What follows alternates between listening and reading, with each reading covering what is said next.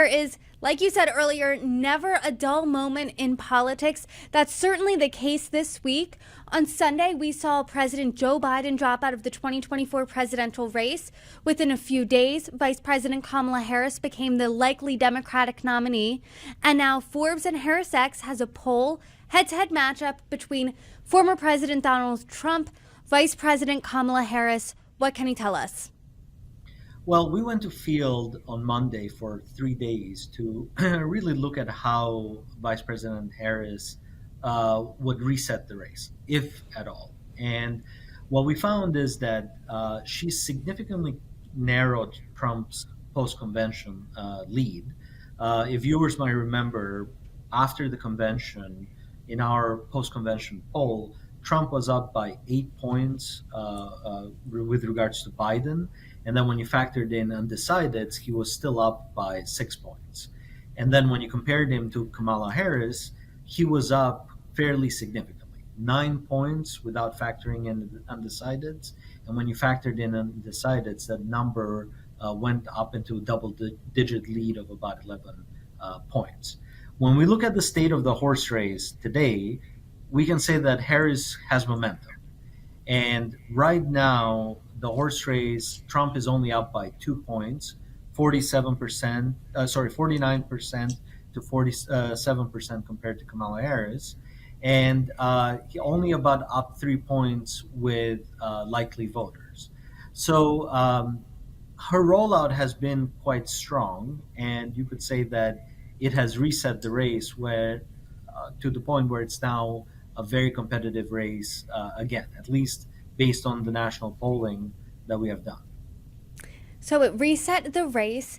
And I am curious because she did narrow the lead between Trump and the Democratic challenger. What are her new strengths?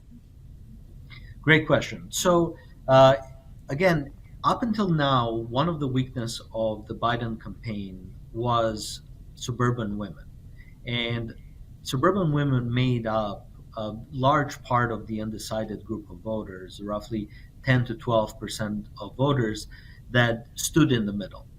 Harris has managed to turn the position of Democrats on undecideds in general, both independent undecideds and suburban women that were part of the undecideds, but actually it is very competitive with suburban women in a way that the Biden campaign was not. And now she's winning suburban women by 12 points. And that's a fairly significant strength for her campaign compared to President Biden's campaign.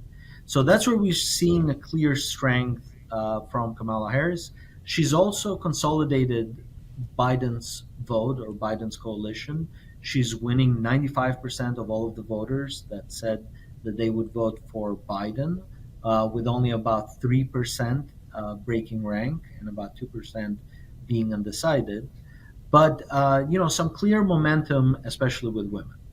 Now, Vice President Harris has some challenges. And one of the most interesting challenges that we're seeing in the polling is that she's fairly behind with African American men. And she's winning 65% of African American men and losing 35% of African American men to President Trump. In this regard, President Trump is doing quite well still with African American men, 3 times better than what he had in the 2020 election.